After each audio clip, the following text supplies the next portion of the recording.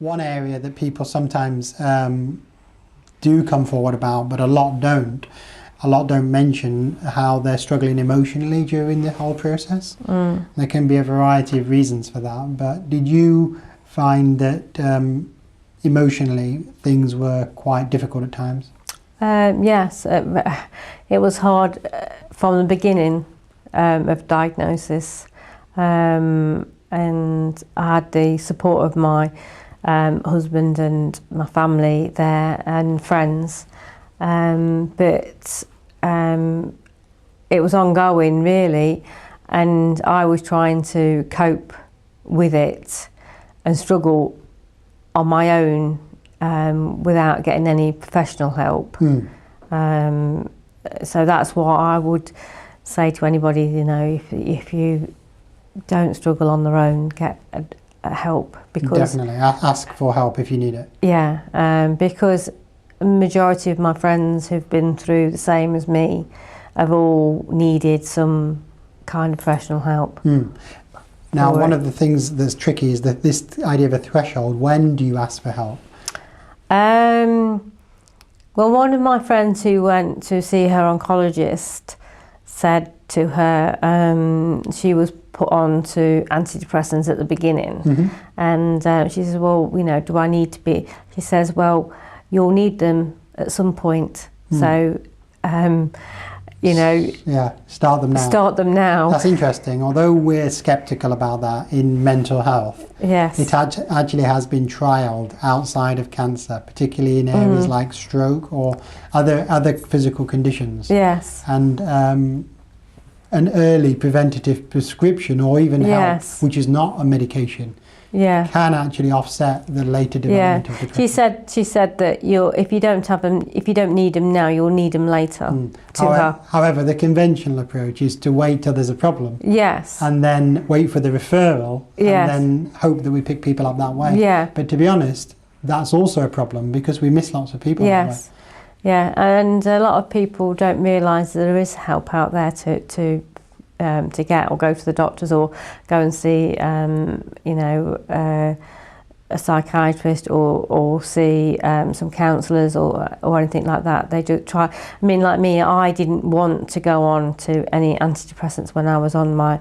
I was thinking, no, you know, I've never been on anything like that in my life. I'm not that kind of person. Not a depressive person, but it's probably, I think a lot of people, I wouldn't say it's depression, it's anxiety, which it causes you to be fair point. Down, and your moods to go down, and you to feel low. And I was determined that I wasn't going to take anything, and it wasn't until I came to the end of my treatment that it just hit me and I couldn't carry on anymore. So that's when I asked for help. Yeah. You're quite right. In fact, anxiety is the more common emotional problem after any significant medical insult like a cancer diagnosis. We found locally that 40% of people on any given day had significant anxiety, but about 20% had a significant depression by their own self-reported acknowledgement. So it shows you anxiety is quite a bit more common than depression, at least by somebody's own recognition of their emotional state. Now, whether the answer is medication, that's a personal choice in conversation with the clinician. The best person to advise that is somebody who's knowledgeable in that area. There are concerns that people have, or will I be addicted to the medication, or will I have side effects, or will they work for me? All completely valid questions. And those things can be discussed and talked about. But generally, the modern generation of antidepressants is very safe. However, I would say that non-medication approaches can be equally as good, if not better, in many cases. Well, I mean, I had both. I had both medication and counselling, which I think helped.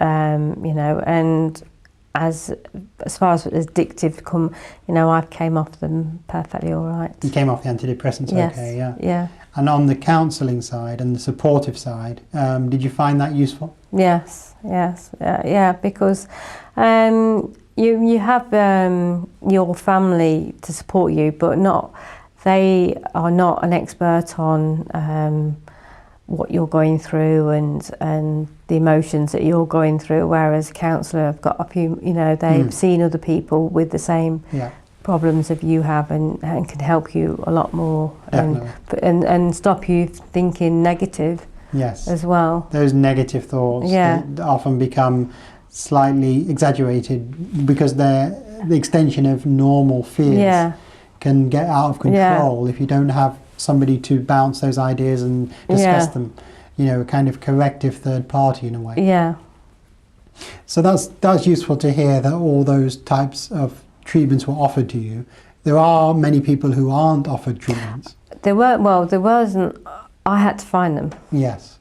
And it was only through friends of people that I knew that because I'd met a group of friends through Look Good Feel Good, and we met up every month. Yes. And that was like and we fed each other information of what we'd found out. Yeah. So what you're saying there is the power of peer support from what other people are going through. Yeah. Which raised an interesting question. Putting the referral to a specialist like psychiatrist, psychologist to one side, is there a case that everyone who's going through a difficult time, maybe everyone who's been diagnosed with cancer, should be given the opportunity to have some good quality information, some support on a sensible low grade basis, meaning that it's simple and widely available? Yes, definitely. And also perhaps meeting with other people who've been through something similar. Yes, definitely, and I think a lot, I mean, I still go to a group now and there's still so many people coming through the group that have not been offered, they don't know anything about finance, help, where to get, you know, cancer information from and help for medical things, and you know, there's so many things that they're still not being done to help people in our situations. Is there anything that you can think, you know, having gone through this and looking back now, about a way we could organise care in a better way to address those unmet needs, they're sometimes called, in the population as a whole? I think there should be, like, I mean, I know for breast cancer we had packs given out, but I don't know whether they do that with other cancer types, whether they give them packs of where to find all this information and groups and that to find, because I don't think they do. You're right, we could be a bit more organised. Yeah. And did you ever feel that the information that we give out could be improved in a sense, or were you satisfied with the quality of information given? I would probably say it could be improved by somebody, although you're given a pack, a lot of people don't want to open that pack and read through it. So it'd be nice if somebody sat down and went through the pack with you and told you as well what was in there and what was out there for you. Yes, a kind of, some people call that a coordinator or a kind of a mentor in a way. Yes. Yeah, definitely. You know, somebody there that they can help, you know, to ring up and to find out these things from. In the US, this is very well organised. They're called cancer navigators. But in Europe, we don't generally have that system. Yeah. And I agree with you. It's a very good idea. If they're put into place, they can be very, very valuable.